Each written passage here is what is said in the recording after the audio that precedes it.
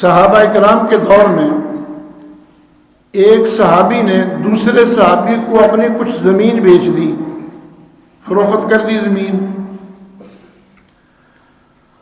اب جس نے زمین خریدی تھی ایک دن وہ زمین میں ہل چلا رہا ہے اور کسی کام کے لیے تھوڑا زمین کو کھودا کہیں سے، جب زمین کھودی تو اس میں سے خزانہ نکل آیا۔ اب یہ خزانہ لے کے جس صحابی سے اس نے زمین خریدی تھی اس کے پاس گیا کہ بھائی یہ خزانہ تیرا ہے۔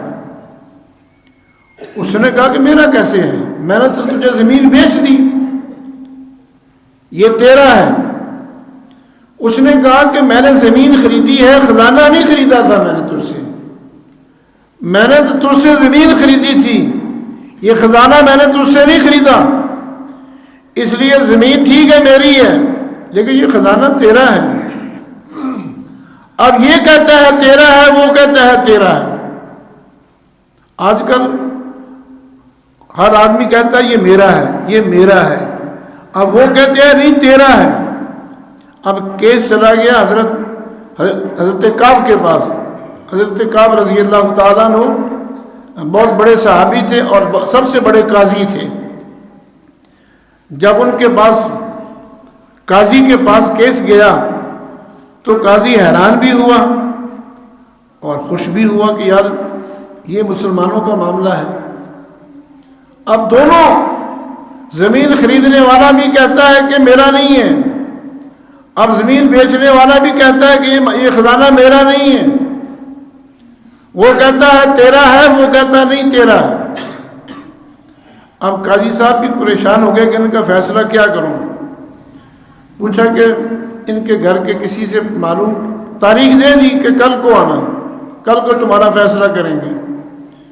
دونوں کے گھر کے حالات معلوم کیے کہ دونوں کے گھروں میں کتنے افراد ہیں، کیا کیا کرتے ہیں، بیٹیاں کتنی ہیں، بیٹے کتنے ہیں، دونوں کے گھروں کے حالات معلوم کیے تو پتہ چلا کہ ایک صحابی کے گھر میں بیٹی ہے اور دوسرے کے گھر میں بیٹا ہے۔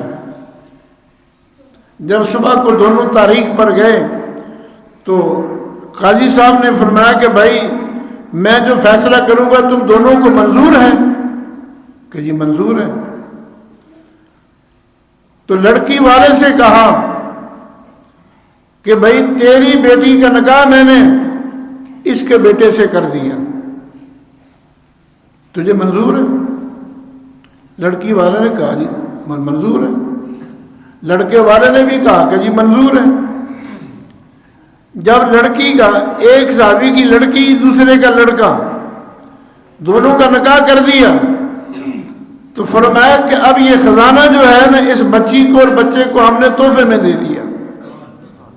جی یہ خزانہ ہم نے یہ بچی اور بچے کو تحفے میں دے دیا، تم دونوں لینے کے لیے تیار نہیں تھے، تو کہتا تھا میرا نہیں، وہ کہتا تھا میرا نہیں، تو ہم نے یہ خزانہ جو تھا یہ لڑکی اور لڑکے کو تحفے میں دے دیا۔ یعنی یہ ہے ایمانداری اور یہ ایمان ہے الدین النصیحہ کہ مسلمان کا خیر خواہ ہوتا ہے، بدخواہ نہیں ہوتا۔ اللہ سے دعا ہے اللہ تعالی ہمیں بھی وہ خوبیاں جو صحابہ کرام میں تھی، ہمارے بڑوں میں تھی، اللہ ہمارے اندر بھی وہ خوبیاں عطا فرمائے۔ وآخر دعوانا ان الحمد للہ رب العالمین۔